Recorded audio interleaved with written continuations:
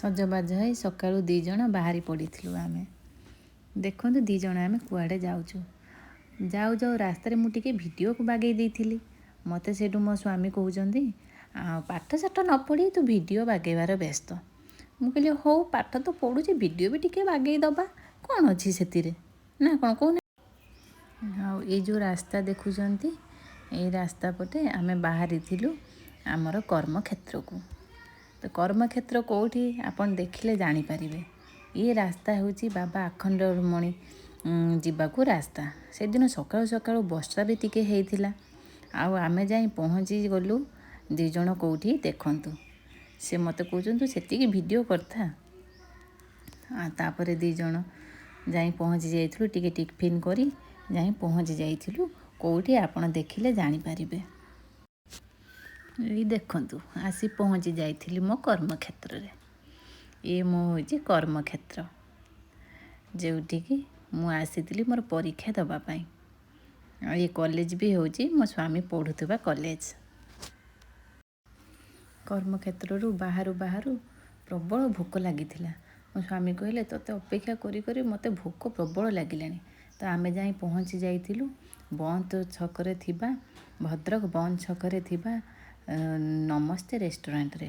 ସେ ରେଷ୍ଟୁରାଣ୍ଟଟି ନୂଆ ଖୋଲା ଯାଇଥିଲା। ଦେଖନ୍ତୁ ରେଷ୍ଟୁରାଣ୍ଟଟି ଭଲ ହେଇନି। ଆମେ ପ୍ରଥମ ଥର ପାଇଁ ରେଷ୍ଟୁରାଣ୍ଟକୁ ଆସିଥିଲୁ। ମୋ ସ୍ୱାମୀ ଦୌଡ଼ି ଏତେ ଜୋର ଭୋକ ଦୌଡ଼ି ଦୌଡ଼ି ଯାଇ ହୋଟେଲ ଭିତରେ।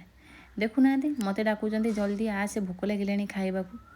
ମୁଁ ଯାଇ ଦେଖୁ ଦେଖୁ ସେ ଜଲ୍ଦି ଯାଇ ସିଟ୍ ଯାଇକି ଖୋଜିଲେଣି କେଉଁଠି ବସିବେ ବୋଲି।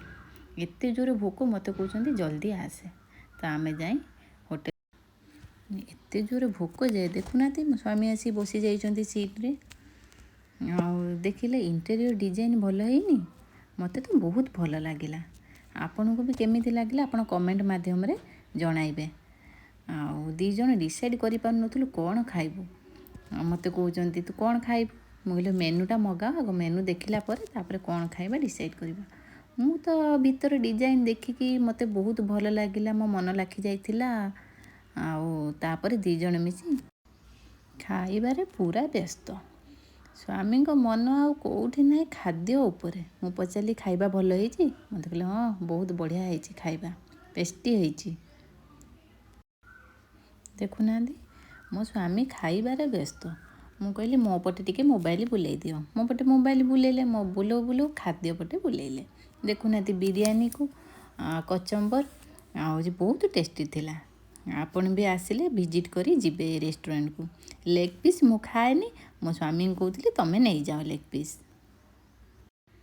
ଚିକେନ୍ ପତ୍ରପୋଡ଼ା ଏତେ ଟେଷ୍ଟି ଥିଲା କହିବାର ନାହିଁ। ଆପଣ ବି ଆସନ୍ତୁ ନମସ୍ତେ ରେଷ୍ଟୁରାଣ୍ଟକୁ ଭିଜିଟ୍ କରି ଯାଆନ୍ତୁ। ଆଉ ଖାଇକରି କହିବେ କମେଣ୍ଟ ମାଧ୍ୟମରେ।